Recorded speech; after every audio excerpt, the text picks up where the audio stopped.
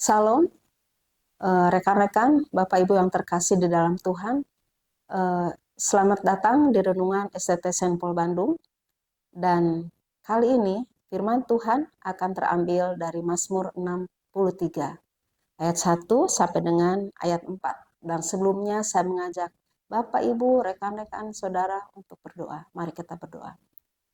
Tuhan Yesus, kami bersyukur untuk kesempatan ini. Kami boleh kembali merenungkan firman Tuhan. Dan kami menyerahkan waktu ini hanya di dalam nama Tuhan Yesus, Juru Selamat kami yang hidup. Amin. Bapak Ibu yang terkasih di dalam Tuhan, saya akan bacakan bagian daripada firman Tuhan. Judulnya, Kerinduan kepada Allah. Mazmur Daud ketika ia ada di padang gurun Yehuda. Ya Allah, Engkaulah Allahku, aku mencari Engkau. Jiwaku haus kepadamu, tubuhku rindu kepadamu. Seperti tanah yang kering dan tandus, tiada berair. Demikianlah aku memandang kepadamu di tempat kudus, sambil melihat kekuatanmu dan kemuliaanmu. Sebab kasih setiamu lebih baik daripada hidup, bibirku akan memegahkan Engkau. Saudara yang terkasih di dalam Tuhan Yesus, mungkin saudara bertanya, mengapa Daud ada di padang gurun Yehuda? Tentu ini adalah latar belakangnya. Saudara yang terkasih, pada saat itu Daud sedang ada dalam pelarian karena dikejar-kejar oleh Raja Saul. Sehingga Daud mencari tempat yang aman dari kejaran tersebut, sehingga dia lari ke padang gurun Yehuda. Nah, saudara yang terkasih di dalam Tuhan Yesus, bagaimanakah sikap Daud ketika dia dalam pelarian? Ya, artinya bahwa Daud jauh dari Yerusalem. Daud jauh dari kebiasaan ibadah yang dilakukannya di Yerusalem. Dan kita lihat di ayat 2 apa yang dikatakannya.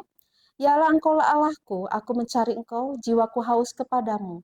Tubuhku rindu kepadamu seperti tanah yang kering dan tandus tiada berair.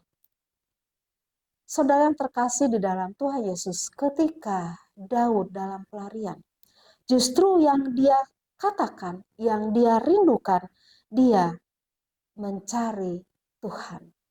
Dia rindu untuk bertemu dengan Tuhan. Dia katakan, ya Allah, Engkaulah Allahku, aku mencari Engkau. Jiwaku haus kepadamu. Tubuhku rindu kepadamu seperti tanah yang kering dan tandus tiada berair. Kerinduannya kepada Tuhan dilukiskan sebagai jiwa yang haus seperti tanah yang kering, yang haus akan air. Ya, demikianlah mungkin keadaan di sekitarnya ketika Daud di padang gurun. Dan itu menjadi lukisan bagaimana kehausannya untuk bertemu dengan Tuhan. Meskipun banyak persoalan, banyak cobaan, namun ternyata kerinduan yang terutama Daud ingin bertemu dengan Tuhan. Yang menjadi pertanyaannya saudara, bagaimana dengan kita? Apakah ketika kita beroleh masalah, beroleh cobaan, beroleh ujian dari Tuhan, apakah kita mencari Tuhan atau malah kita menjauh daripada Tuhan? Dengan kata lain, kita lari dari kenyataan.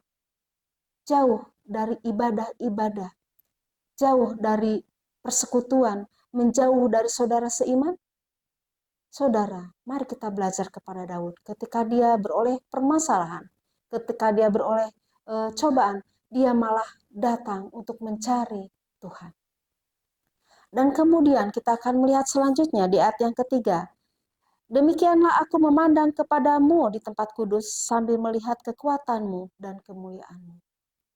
Kita melihat di ayat ini bahwa kerinduan Daud kepada Tuhan bukan hanya seketika, bukan hanya sesaat, namun dia katakan, demikianlah aku memandang kepadamu di tempat yang kudus. Dia terus memandang Tuhan ketika dia beroleh masalah. Karena dia tahu, sebagaimana dikatakan di ayat berikutnya, sambil melihat kekuatanmu dan kemuliaanmu. Karena dia menyadari, dia tahu. Kenapa dia memandang Tuhan? Karena kekuatan itu datangnya hanya berasal dari Tuhan. Bahkan segala yang terjadi, biarlah itu menjadi kemuliaan bagi nama Tuhan. Ya, rekan-rekan, mari kita belajar kepada Daud bahwa ketika ada permasalahan, ketika ada persoalan, Daud tidak melihat kepada persoalan tersebut, tetapi dia hanya memandang kepada Tuhan, dia hanya fokus kepada Tuhan, karena dia tahu kekuatan itu hanya berasal daripada Tuhan. Kemudian apa yang membuat dasar, ya, apa yang mendasari Daud sehingga dia memandang Tuhan dan mencari Tuhan? Ya, kita lihat di ayat yang keempat, sebab kasih setiamu lebih baik daripada hidup. Bibirku akan memegahkan engkau. Sebab dia menyadari bahwa kasih setia Tuhan melebihi hidup. Bahwa kepentingan mengenai kasih setia Tuhan itu melebihi kepentingannya akan hidup. Dengan kata lain bahwa hidup tanpa Tuhan itu sia-sia. Hidup tanpa Tuhan itu tidak ada artinya apa-apa. Demikian juga ketika ada persoalan. Ketika persoalan kita tangani menurut cara kita, pemikiran kita, atau dasar-dasar pemahaman kita, tentu dengan tidak melibatkan Tuhan, itu tidak ada artinya apa-apa. Ya, jadi saudara yang kekasih dalam Tuhan, pemahaman Daud kepada Tuhan luar biasa. Oleh karena kasih setia Tuhan, dia mengandalkan Tuhan dalam segala aspek kehidupannya. Dia mengandalkan Tuhan ketika dia beroleh pencobaan atau ketika dia beroleh persoalan. Karena dia menyadari bahwa kasih setia Tuhan itu segalanya di dalam hidupnya. Demikian firman Tuhan yang bisa terambil pada hari ini, dan mari kita berdoa.